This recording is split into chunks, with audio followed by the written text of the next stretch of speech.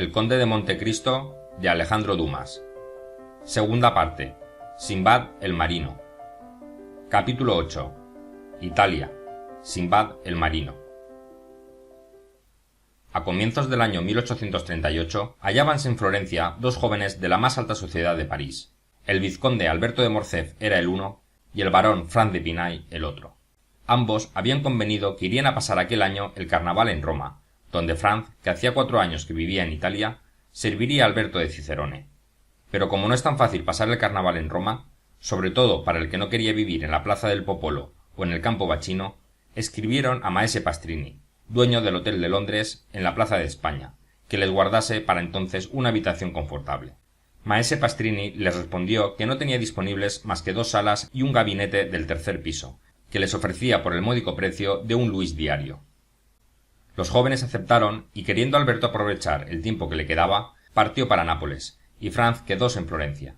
Cuando hubo gozado largo tiempo de la vida que se hace en la corte de los Médicis, luego que se paseó a su sabor por ese Edén que se llama los casinos, cuando, finalmente, gozó de las magníficas tertulias de Florencia, diole el capricho de ir a ver la isla de Elba, ese gran puerto de amparo de Napoleón, puesto que ya había visto Córcega, cuna de Bonaparte.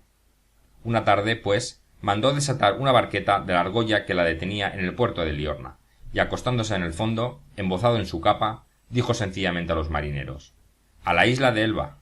La barca salió del puerto como abandonan su nido las aves marinas, y a la mañana siguiente desembarcaba Franz en Portoferrajo. Atravesó la isla Imperial, después de haber seguido todas las huellas que allí dejó el gigante, y fue a embarcarse en la Marciana. 2 horas más tarde desembarcó en la Pianosa, donde le aseguraban que podría divertirse matando perdices coloradas, que abundan mucho. La caza fue mala. Con mucho trabajo mató algunas perdices muy flacas y, como todo cazador que se ha fatigado en balde, tornó a su barca muy malhumorado.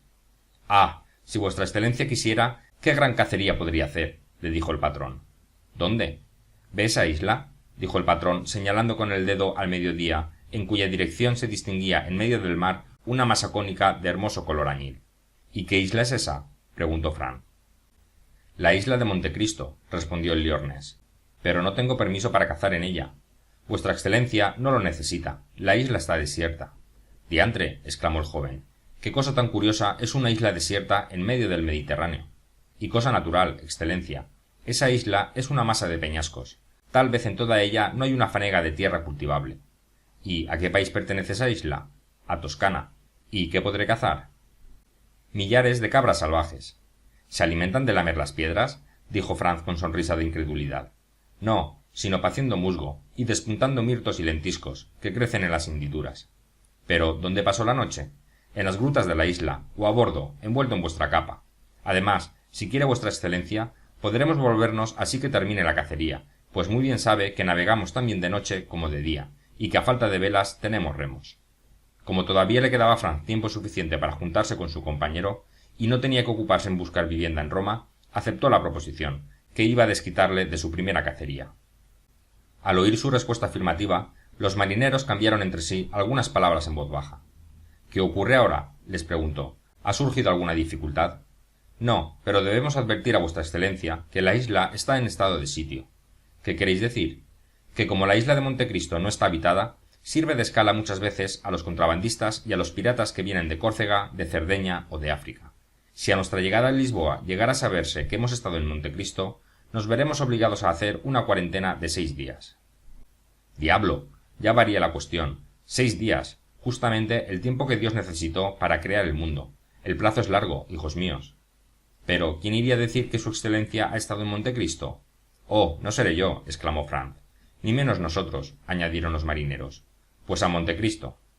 El patrón empezó a maniobrar y, poniendo a prueba a Montecristo, comenzó el barco a bogar. Dejó Franz que la operación acabara, y cuando se entró en el nuevo camino, cuando henchidas las velas por la brisa volvieron los marineros a sus respectivos puestos, 3 adelante y 1 en el timón, renovó su plática. «Mi querido Gaetano», dijo al patrón, «acabáis de decirme, según creo, que la isla de Montecristo es un nido de piratas, que me parece caza muy distinta de la de cabras». «Es cierto, excelencia. Yo no ignoraba que hubiera contrabandistas, pero creía que desde la toma de Argel y la destrucción de la regencia no existían los piratas sino en las novelas de Cooper y del capitán Marryat. Pues vuestra excelencia se engañaba. Existen piratas, como existen bandidos, que aunque fueron exterminados por el Papa León XII, roban todos los días a los viajeros a las mismas puertas de Roma.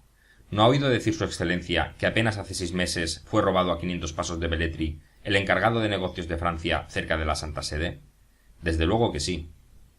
Pues bien, si, como nosotros, viviese en Liorna vuestra excelencia, de vez en cuando iría a contar que un barquichuelo cargado de mercancías o un lindo yate inglés que se esperaba en Bastia, Portoferrajo o Civitavecchia no ha llegado y que se ignora su paradero. Debió de estrellarse contra alguna roca. Pues esa roca es una barquilla estrecha y chata, tripulada por 6 o 7 hombres, que lo sorprendieron y robaron en una noche oscura en las inmediaciones de algún islote desierto, como los ladrones detienen y roban una silla de posta en la espesura de un bosque. Pero, ¿cómo las víctimas no se quejan?, repuso Franz, siempre tendido en su barca. ¿Cómo no atraen sobre esos piratas la venganza del gobierno francés, del sardo o del toscano? ¿Por qué?, repuso Gaetano sonriéndose. Sí, ¿por qué? Porque, en primer lugar, transportan del yate o del navío a su barca cuanto hay que valga la pena, y luego atan a la tripulación de pies y manos, y al cuello de cada uno una bala de cañón, y hacen un agujero en la quilla del barco robado, y suben al puente y cierran las escotillas y se pasan a su barca. A los 10 minutos empieza a quejarse la embarcación y a gemir, y poco a poco se hunde uno de los costados primero, después el otro, luego vuelve a salir a flor y a hundirse, y más cada vez. De pronto suena un ruido semejante a un cañonazo. Es el aire que rompe el puente. El barco se revuelve entonces como un hombre que se ahoga. Pronto el agua, demasiado comprimida en las cavidades, inunda todo el barco, saliendo por sus agujeros, como los torrentes de humo que arroja por sus poros un gigantesco cetáceo. A fin lanza su último gemido, da sobre sí mismo la última vuelta y se hunde, formando en el abismo un círculo inmenso, que gira y gira un instante, se calma poco a poco y acaba por desvanecerse tan completamente que a los 5 minutos se precisaría el ojo de Dios para buscar en el fondo de las tranquilas aguas el buque agujereado. ¿Comprendéis ahora, añadió el patrón sonriendo, cómo el buque no vuelve al puerto y por qué los robados no se quejan? Si Gaetano hubiera contado esto antes de proponer la expedición, es probable que Franz lo pensara con más madurez, pero ya que la habían emprendido, parecióle cobardía al renunciar. Franz era uno de esos hombres que no corren al peligro, pero que si se presenta la ocasión, se enfrentan a él con imperturbable sangre fría. Era uno de esos hombres de voluntad inflexible, que no miran al peligro sino como en un duelo al adversario, calculando hasta sus movimientos, estudiando su fuerza y que al primer golpe de vista se dan cuenta de todas las ventajas y matan de un solo golpe. «Va», respondió, «he atravesado la Sicilia y la Calabria, he navegado por el archipiélago 2 meses, y ni la sombra he visto de un bandido o de un pirata». «Es que yo no se lo he dicho a su excelencia para hacerle renunciar a su proyecto», añadió Gaetano. «Me preguntó y le respondí». «Sí, mi caro Gaetano, y vuestra conversación es de las más interesantes, por lo que quiero gozar de ella el mayor tiempo posible. A Montecristo». Entretanto se iban acercando al término del viaje, y con un vientecillo fresco hacía el barco 6 o 7 millas por hora. La isla parecía que brotase del centro del mar a medida que la distancia se acortaba, y a través de la clara atmósfera del crepúsculo se distinguía, como las balas amontonadas en un arsenal, aquella masa de rocas, en cuyos intersticios se veían las matas y los árboles surgir. En cuanto a los marineros, aunque estaban al parecer completamente tranquilos, era evidente que habían redoblado su vigilancia, y que sus miradas escudriñaban aquel mar, terso como un espejo, poblado sólo de algunas barcas pescadoras que con sus velas blancas se deslizaban como las gaviotas de ola en ola. 15 millas distaban de Montecristo cuando el sol empezó a ocultarse detrás de la de Córcega, cuyas montañas se vislumbraban a la derecha, dibujando en el cielo sus picos sombríos. Delante de la barca, ocultándole el sol, que ya sólo doraba sus últimas rocas, se elevaba amenazador aquel gigante de piedra, parecido al gigante Adamastor. Lentamente subieron las sombras desde el mar, ahuyentando aquel rayo de luz que iba ya a apagarse. Al fin subió aquella estela luminosa hacia la cima del cono, donde se detuvo un instante flameando como el penacho de un volcán, hasta que la sombra invasora se apoderó gradualmente de las alturas, reduciéndose la isla a una nube rojiza que iba por momentos ennegreciéndose. 1 hora después se hizo completamente de noche. En medio de la oscuridad profunda que los envolvía, Franz no dejaba de experimentar alguna inquietud, pero por fortuna los marineros conocían muy bien hasta los puntos más ignotos del archipiélago toscano. La Córcega había desaparecido enteramente, y casi la isla de Montecristo, pero los marineros tenían, como los linces, la facultad de ver en las tinieblas, y el piloto que iba al timón no señalaba ningún obstáculo. 1 hora había transcurrido desde la puesta del sol, cuando Franz creyó percibir a 1/4 de milla a la derecha una sombra confusa, aunque era imposible distinguirla bien, y temiendo que se le burlasen los marinos si tomaba por tierra firme algunas nubes flotantes, no dijo ni una palabra, pero de pronto apareció en la orilla un resplandor muy grande. La tierra parecía una nube, Pero el fuego no era un meteoro. ¿Qué luz es aquella? Inquirió. «Tss», dijo el patrón. Es una lumbre. ¿Pero no decíais que la isla estaba deshabitada? Dije que no tenía población fija, pero dije también que es un nido de contrabandistas. ¿Y de piratas? Y de piratas, añadió Gaetano, repitiendo las palabras de Franz. Por eso di orden de que pasáramos más allá de la isla, y ya lo veis, la lumbre cae detrás de nosotros. Pero ese fuego, prosiguió Franz, me parece más bien un motivo de seguridad que de inquietud. No lo hubieran encendido gentes que temiesen ser descubiertas. Oh, eso nada quiere decir, repuso Gaetano. Si pudieseis reconocer en medio de la oscuridad la situación de la isla, veríais que es tal que el fuego no se descubre desde la costa ni desde la pianosa, sino desde alta mar solamente. Con que, según eso, ¿teméis que sea de mal agüero? Es preciso orientarse, repuso Gaetano, fijando los ojos en aquella estrella terrestre. ¿Y cómo? Vais a verlo.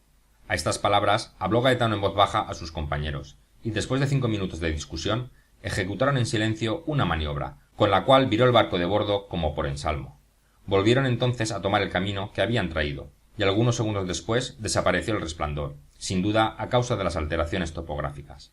El piloto dio entonces nueva dirección al barquillo, que se acercó a la isla visiblemente, no distando más de 50 pasos. Amainó Gaetano y quedó el barco inmóvil. Esto se había ejecutado con el mayor silencio, y hasta sin pronunciar una palabra, sobre todo desde el cambio de dirección. Gaetano, que había propuesto la expedición, tomó a su cargo la responsabilidad. Los 4 marineros no le perdían de vista, puestos al remo y en disposición de usarlos con todas sus fuerzas, lo que no era difícil gracias a la oscuridad. Con esa sangre fría que ya le conocemos, Franz aprestaba sus armas, que eran 2 escopetas de 2 cañones y una carabina, las cargaba y les ponía el seguro. En este intervalo el patrón se había quitado su marsellés y su camisa, y asegurándose los pantalones en las caderas, sin quitarse los zapatos ni medias, que no los usaba, se puso un dedo sobre la boca, como dando a entender que guardasen profundo silencio. Se deslizó al mar, nadando hacia la orilla con tanta precaución que era imposible oír el menor ruido. Sólo con ayuda de la fosfórica estela que dejaba en el agua se podía observar su camino.